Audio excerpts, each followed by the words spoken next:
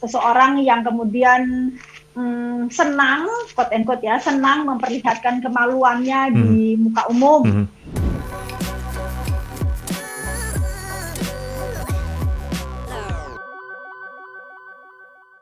Misalnya pemerkosaan. Emang kalau saya bilang, oke, saya diperkosa, kemudian saya memperlihatkan alat vital saya gitu.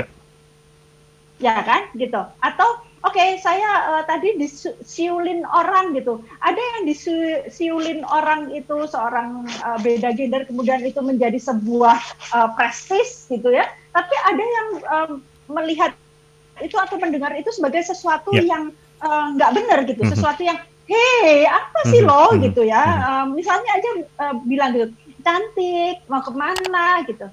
Itu bukan sesuatu penghargaan gitu, tapi itu pelecehan seksual non fisik gitu. Jadi kita perlu mengenali beberapa yang terkait dengan itu. Misalnya kita bilang soal kasus pelecehan seksual non fisik ya, yaitu ekshibionisme.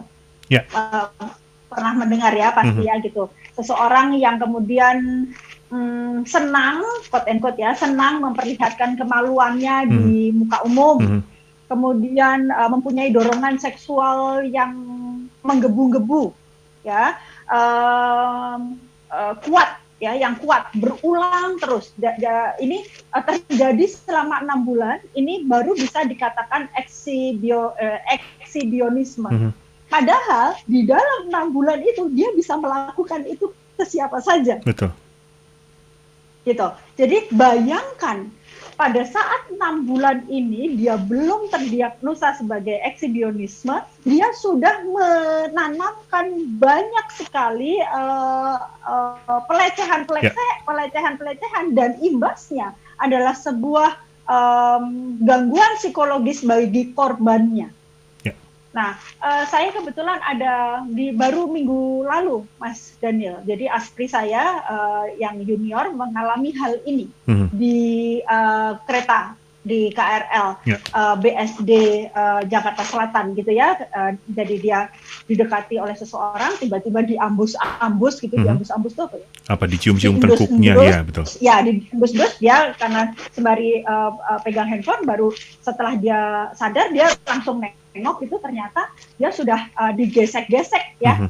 Kemaluan si bapak ini sudah digesek-gesekkan di pahanya.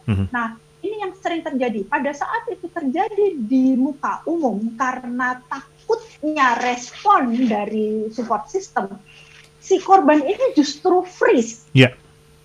Kenapa? Karena begitu saya tanya, kenapa kamu nggak teriak? Harusnya kamu teriak supaya orang memberikan atensi ke kamu supaya dia stop. Yang saya dapatkan jawabannya adalah sama seperti yang waktu itu saya rasakan dia itu, saya takut kalau saya dianggap kegeeran. Saya takut kalau saya ternyata malah diseram oleh orang lain karena saya berpakaian yang dianggap tidak senonoh, padahal dia pakai kardigan lengan panjang, dia pakai celana panjang dan lain sebagainya gitu. Banyak sekali yang menurut saya nggak fair. Sekali lagi, menurut saya tidak fair karena begitu yang melakukan adalah laki-laki. Karena laki-laki dianggap punya super power, punya hak teritori yang sangat besar, sehingga pada saat kami menyatakan itu, speak up tentang pelecehan itu, yang dibelain malah yang melakukan gitu. Yang dibelain malah, alah lu aja kali, soalnya toket lo besar kali, hei, gitu. Apa sih gitu. Jadi kalau misalnya Mas Dhani lihat saya kelihatan ininya gitu, leher saya ini kelihatan gitu ya. Kalau di YouTube pasti kelihatan gitu, leher saya kelihatan dan putih. Kemudian apakah saya salah apabila leher saya ini kelihatan? Sehingga saya perlu pakai hijab yang sampai nutupin mata saya gitu kan? Tidak begitu kan? Artinya apabila pelecehan seksual itu terjadi, ada hal yang tidak beres di dalam psikologis si beda gender ini, apakah itu laki-laki atau apakah itu perempuan, tentang apa yang dilihat sehingga imajinasinya menjadi liar. Karena itu tidak terjadi pada semua orang, right? Jadi kalau itu tidak terjadi pada semua orang dan itu hanya terjadi pada sebagian orang, kita perlu melihat bentuk